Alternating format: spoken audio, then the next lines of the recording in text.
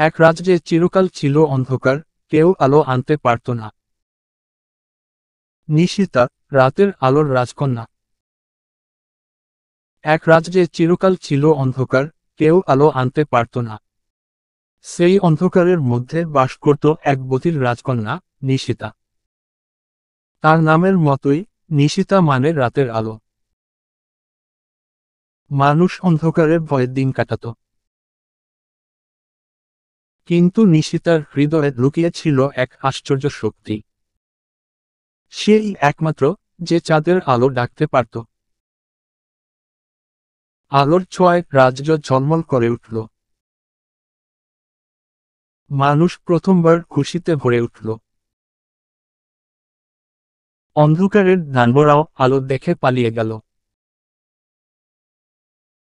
চাঁদের আলোয় গ্রাম পেল নিরাপত্তা।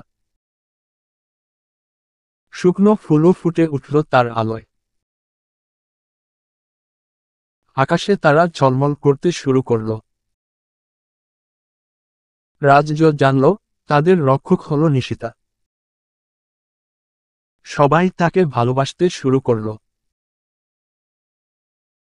সে হয়ে উঠল রাতের আলোর রাজকন্যা। তার আলোয় জেগে উঠল প্রকৃতিও। অন্ধকারের রাজপ্রাসাদও আলোয় ভরে গেল। মানুষ আনন্দে উৎসব শুরু করল।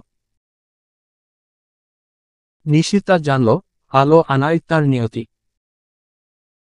এভাবেই এক বধির রাজকন্যা সবার জন্য আলো হয়ে উঠল।